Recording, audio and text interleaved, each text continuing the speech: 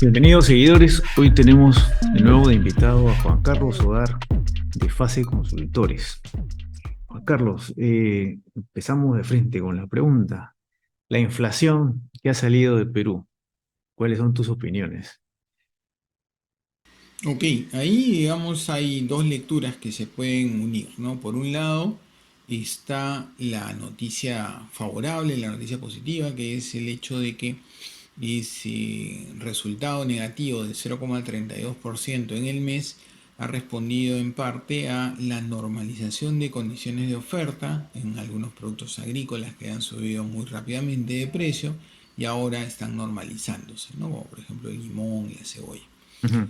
Pero la otra lectura es que el resto de sectores más bien está mostrando una subida tan baja que pone en riesgo el alcanzar, digamos, la inflación meta a fin de año, ¿no? ¿En qué sentido? En este momento, ya estamos, dado el retroceso de los precios que ha habido en octubre, con una inflación acumulada ligeramente debajo del 3%, Ujú. 2,99%. Lo cual quiere decir de que si la inflación de noviembre y diciembre sumara a cero, entonces cumplimos el rango meta, ¿no? Y llegamos a una inflación dentro del 3%.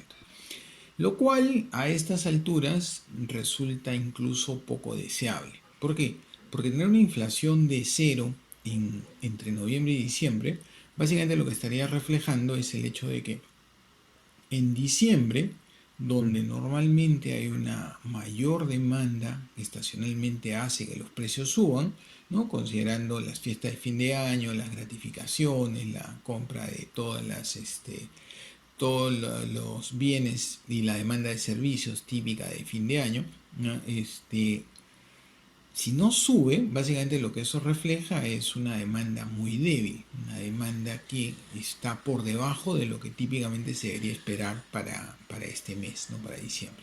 Entonces, ya ni siquiera es deseable, ¿no? En este momento que el Banco Central alcance su meta, ¿no? Y si lo lograra, digamos, debido a esta debilidad de la demanda, más bien esa sería una alerta bien significativa y bien importante, porque eso significa que la demanda interna está más débil, la actividad económica está más débil de lo que hasta ahora hemos percibido, ¿no? Entonces, eso sí es un riesgo significativo y digamos, sería la lectura negativa de lo que ha venido pasando en este dato de inflación reciente, ¿no? O sea, tú lo ves como... Pero era lo lógico es pensar que la inflación no se iba gratis, ¿no? Se iba a ir con, con esta subida de tasas del Banco Central, iba a ocasionar recesión de todas maneras en un país ya con problemas, ¿no? En un país que ya tenía su dosis de riesgo político y su dosis de incertidumbre que para la inversión y no ha hecho crecer el empleo, ¿no? Entonces estaríamos viendo una profecía cantada, ¿no? Traducida en términos de precios, ¿no? Bueno, yo diría que eso se debe también a que tenemos un crecimiento potencial muy bajo, ¿no? Sobre eso hay que considerar que la tasa de interés está por encima de lo que debería ser su nivel de largo plazo, tanto Ujú. la nominal como la real. Pero el otro tema que hay que considerar es que aparte, ha habido choques de oferta y secuelas de los desvíos que ha habido en años anteriores. ¿A qué me refiero con esos desvíos? ¿No? Por ejemplo, en los sectores telecomunicaciones o servicios financieros, durante la pandemia Ujú. crecieron muy rápido porque en ese momento hubo una mayor necesidad de, ¿no?, cobertura para las clases virtuales, para el teletrabajo, ¿no? Y por otro lado, un fuerte impulso al crédito debido a los programas de reactivación, ¿no? Debido a Reactiva Perú, ¿no? Entonces, eso generó una base de comparación muy alta, ¿no?, entre 2021 y 2022, contra la cual nos estamos comparando. Entonces, parte de la caída tiene que ver con eso, y así la tasa de interés se hubiera mantenido baja, digamos, ya había un condicionante hacia la baja por ese lado. Más los sectores de oferta que también han tenido sus propios problemas, ¿no? Recordemos que había una escasez de fertilizantes el año pasado, que y llevó a que la producción agrícola cayera este mes. Su caída más fuerte fue este año, digamos, la caída más fuerte fue el mes de mayo, ¿no? Y también el tema en la pesca, ¿no? Las anomalías climáticas están incidiendo Ujú. también en pesca, y entonces tenemos sectores de oferta que, independientemente de lo que hubiera hecho el Banco Central, digamos, han caído por otro tipo de choques, ¿no? El problema que hemos tenido, digamos, este año es que se ha combinado de todo. Hemos tenido choques de oferta, choques de demanda, y también hemos tenido un gobierno sin capacidad de reacción, ¿no? Entonces el gobierno venía diciendo que no había recesión, que todo estaba bajo control, y ya ahora ha tenido que reconocerlo cuando ya, digamos, probablemente es tarde en términos de acción de política económica. Se hablaba mucho de impulso a la inversión pública, pero la inversión pública por sí sola es insuficiente. Es deseable, Ujú. pero no es suficiente, ¿no? Ujú. Entonces, de la inversión privada, el gobierno recién ha empezado a hablar esta semana, digamos, ¿no? Entonces, ya es tarde para cambiar la trayectoria adversa que hemos tenido, y si acaso podría estar ayudando a mejorar la perspectiva para el 2024, que es débil, ¿no? Y el 2024 tenemos como punto de partida un riesgo importante de ocurrencia de fenómeno del niño, que puede ser, ¿no? De moderado a fuerte, pero por otro lado lo que tenemos es que y no hay visos de grandes planes de inversión, de grandes proyectos que puedan ayudarnos a ganar velocidad en el crecimiento. Entonces es posible que el próximo año tengamos un rebote más que una mejora sólida de nuestro ritmo de crecimiento, ¿no? Lo que sí puede, digamos, ser preocupante es cuando, por ejemplo, comparemos el dato de enero del próximo año contra enero de este año, ¿no? Que hemos tenido un bache por el tema político. O se compara el dato de mayo del próximo año contra mayo de este año, ¿no? Que la caída fue muy fuerte en el tema de producción agrícola, ¿no? Y arrastró también manufactura. Entonces, podría decirse en ese momento, cuando se vea un salto en el ritmo de crecimiento, decir, miren qué bien, la economía se está recuperando, este es efecto de la política económica, ¿no? Pero en realidad, más que política económica, es previsible que eso ocurra por el rebote, la comparación contra un bache bastante pronunciado en esos meses, ¿no? O sea, si vemos un crecimiento el próximo año es simplemente estadístico, pero el crecimiento está igual, creo. Sí, sí, sí, o sea, no es que se vea un cambio significativo en los patrones de crecimiento, que uno pueda decir, sí, pues ahora sí la inversión se ha dinamizado, sí, ahora el consumo es bastante sólido, se ha recuperado el ingreso real, etcétera. No, por ahí no va, ¿no? Como tú dices, es más que nada un tema estadístico, ¿no? Que puede ayudar, digamos, ¿no? A que el ritmo de crecimiento, que el piso del próximo año no sea tan bajo como este año, que incluso ya sería ligeramente negativo, ¿no? ¿Qué sectores ves más complicados para este niño, o sea, para este próximo año que ya estamos a un mes? Eh, pues ya estamos en el 2024, les puedo decir, ya acabó el año. ¿Qué sectores lo ves más complicados? ¿O qué sectores podrían, no, rebotar? Obviamente parece que ninguno, ¿no? Pero, solo estadísticamente, ¿no? Pero, ¿qué sectores te preocupan más? ¿Qué sectores te preocupan más? A ver, yo diría que están, ¿no?, los riesgos fundamentales, ¿no?, en agro y pesca, pero probablemente más que eso me debería preocupar por manufactura, ¿no? Manufactura sí tiene también un tema de interrelación con otros sectores, ¿no? Y esto sí es algo que medio que ha pasado bajo el radar este año, ¿no? Mucho se ha hablado del efecto en agro, mucho se ha hablado del efecto en pesca, y bueno, se ha hablado del efecto indirecto que eso puede generar en la producción manufacturera primaria. Pero el tema aquí es de que lo que está cayendo también, y está cayendo más todavía, es la parte de la manufactura no primaria. Entonces tenemos sectores como por ejemplo textiles, o como por ejemplo muebles de madera, que están Ujú. cayendo, y esto sí básicamente estaría reflejando que en textiles uno puede decir, bueno, parte de la anomalía, el problema que ha tenido la producción tiene que ver con problemas de clima, ¿no? La temperatura no está en lo habitual, pero también hay un tema de demanda ahí que se ha notado, sobre todo si se quiere, en el tema de manufactura, de muebles, ¿no? Todo el tema de muebles de madera. Y además hay un efecto indirecto vía construcción, ¿no? En la medida que construcción ha perdido velocidad y está cayendo este año, también arrastra algunas ramas de la producción manufacturera, ¿no? Todo lo que tiene que ver con pinturas, ladrillos, barras de construcción, etcétera, ¿no? Entonces, no pueden Ya crecer toda esos la cadena de sectores. construcción afectada. Así es, ¿no? Entonces, sí me preocuparía, digamos, en los primeros meses del próximo año, si es que el niño viene fuerte, digamos, ¿no? Eso acentuaría la caída de la manufactura, pero también podría dar pie a que en la segunda mitad del año, una vez disipado el efecto climático, haya el tema de la reconstrucción, ¿no? Entonces, eso sí puede ayudar, digamos, a ganar velocidad en este sector, pero considerando que parte de una base muy castigada, ¿no? No solamente ha caído este año, sino que es continuación de un declive que ya empezó a mediados del año pasado. ¿Cómo ves entonces el empleo? Empleo y salarios. ¿Lo ves? Pero ya puedo anticipar tu respuesta, pero porque la gente que nos escucha nos entienda, ¿no? Cuando hablamos del PBI, estas cosas, el PBI es una agregación de los ingresos de esas empresas y de los ingresos de los sueldos de los trabajadores. Más o menos es eso, ¿no?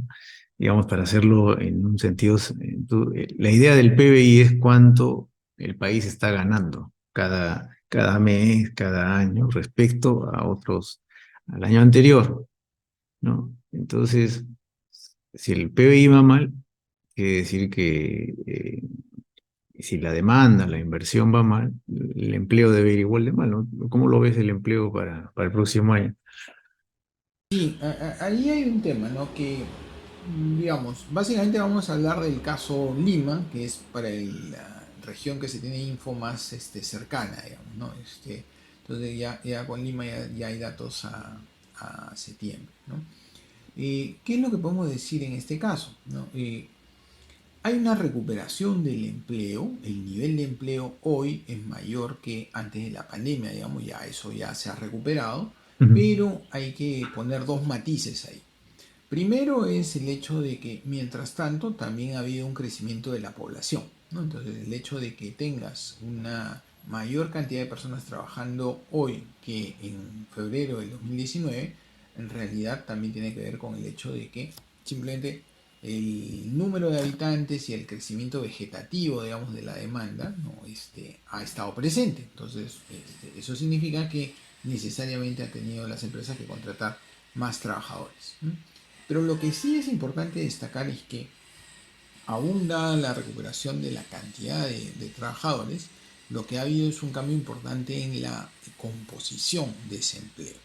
Si uno ve el empleo adecuado, ahora es menor que en febrero del 2019 ujú. y lo que ha crecido mucho es el subempleo.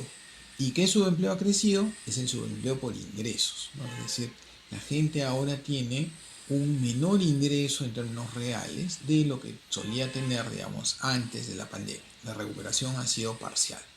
Y en esa línea, digamos, es de esperar que haya una mejora en el ingreso real a lo largo del próximo año, considerando que, por un lado, la inflación tiende a reducirse, no ser menor que la que hemos tenido este año, y por otro lado, eso da pie a que pueda ir recuperándose el ingreso en términos nominales, ¿no? Es decir, el ingreso nominal va subiendo y con una inflación más baja genera un incremento ahora sí del salario real, de la remuneración real, ¿no? Que ha venido castigada a lo largo de estos últimos 3 años. Entonces, lo que probablemente veamos es que esa recuperación sea parcial en la medida que la mayor parte del empleo nuevo sea sobre todo no adecuado, ¿no? Estamos hablando de que lo que crece es la parte informal de la economía, donde en el Ujú, Perú, digamos, el gran problema no es el desempleo, sino el subempleo.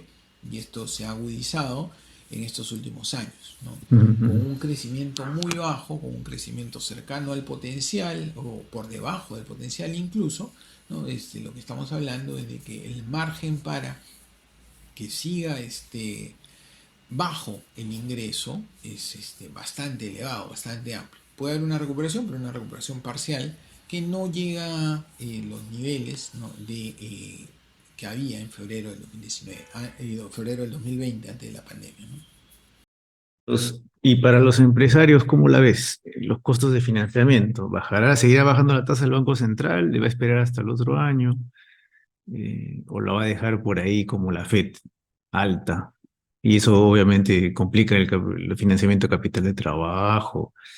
Y las tasas de largo plazo, la complicación es de las viviendas, ¿no? ¿Cómo lo ves para los empresarios? ¿Cuáles son sus preocupaciones? A ver, yo diría, digamos, dos grandes bloques, ¿no? Tasa de interés y por otro lado tipo de cambio, ¿no? Entonces, por el lado de la tasa de interés es previsible que la tasa baje y probablemente baje más rápido en estos meses, ¿no? Noviembre y diciembre, más que en los 2 meses anteriores, ¿no? Ya ha habido septiembre y octubre reducción de la tasa de referencia, 25 puntos básicos cada vez, ha pasado de 7,75 a 7,25 y es de esperarse que se acentúe la bajada en los siguientes meses. Sin embargo, el Banco Central va a tener que ser cauteloso, ¿no? Y evitar bajadas como hubo en su momento en Chile, por ejemplo, una bajada de 100, 150 puntos básicos, porque lo que se corre el riesgo el Banco Central al hacer eso es que sea mal interpretado por el mercado. Mal interpretado en el sentido de que eso para muchos significaría que la economía viene más débil de lo que se ha reconocido hasta ahora y por lo Ujú. tanto ha tenido que bajarse la tasa de interés muy rápido, ¿no? Entonces ese es un riesgo, ¿no? El otro asociado a las tasas de mercado, ¿no? Si bien las tasas base van bajando, el riesgo de tener una subida en el tipo de cambio podría estar presionando a que las tasas de mercado no bajen tan rápidamente, sobre todo en horizontes un poco más largos, ¿no? Y Ujú. eso da pie a pensar, por ejemplo, en las tasas de créditos hipotecarios, ¿no? Que son las tradicionalmente más largas.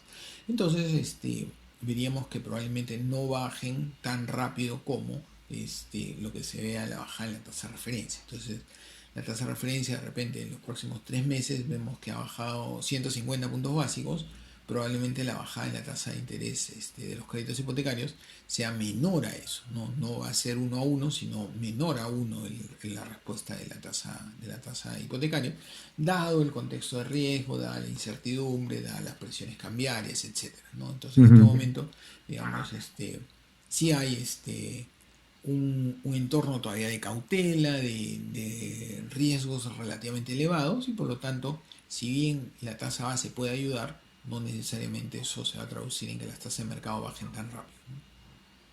De acuerdo. Bueno, esperamos conversar de nuevo en unas semanas, a ver cómo vamos a cerrar el año, a ver las apuestas de fin de año. Te agradezco, Juan Carlos, por,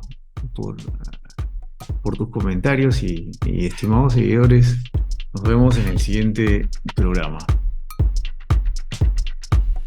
Ok, muchas gracias, José Carlos. Hasta luego.